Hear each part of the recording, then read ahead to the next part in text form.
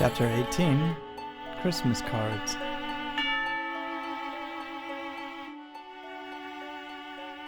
The Night Elf was very angry. "Bah humbug," he said.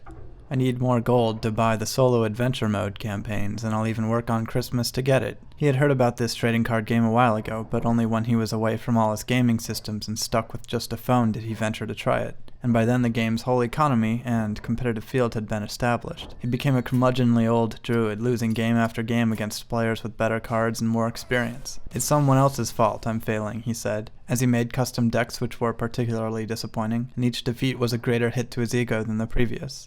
One Christmas, the druid went to bed angry, and as he slept, in his dream he found himself forced to battle himself in the Christmas cage. The internal reflection of the druid said, "I must protect the wild," to which he of course responded, "Nature must be preserved," confusing the entire premise of this conflict. Fortunately, this was a dream, and no further explanation was necessary, as soon the druid and his internal reflection were quickly intertwined into a battle of wits. The druid was only trying to complete a daily quest for more gold, and the reflection of himself was just another very annoying obstacle in the way. He beat himself up pretty extensively. "What a fool I'm matched up against," he mused. But he was truly battling himself.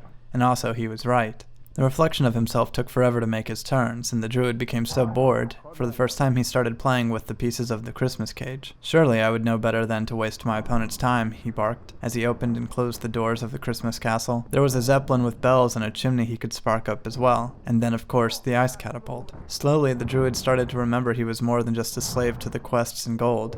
A slave to the random number generators, of course, but not gold. He remembered he could actually enjoy the world in its entirety, and he may or mayn't ever get enough gold to buy the adventure mode. But as his opponent danced his last card around, perpetuating what was becoming one of the longest druid battles he had ever been pulled into, he realized that his opponents were trying to have fun as well. He could get angry and impatient all he wanted, or rush as fast as he could to get to the next battle, but as long as he was competing against others, he was subject to their presence as much as they were his. The battles would always be different renditions of this one, he knew, and it was unlikely he would ever be matched up with this particular opponent again. So for the first time, he appreciated what he had right in front of him.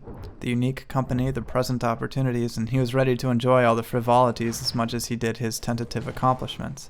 He would go on to defeat his opponent, sending an affirming "well played," and as his opponent was exploded into oblivion, he heard his own words reflected before the battle was over. The druid would earn his quest gold, but for the first time it didn't matter nearly as much to him, as did the fact that he knew he was going to get to play well again.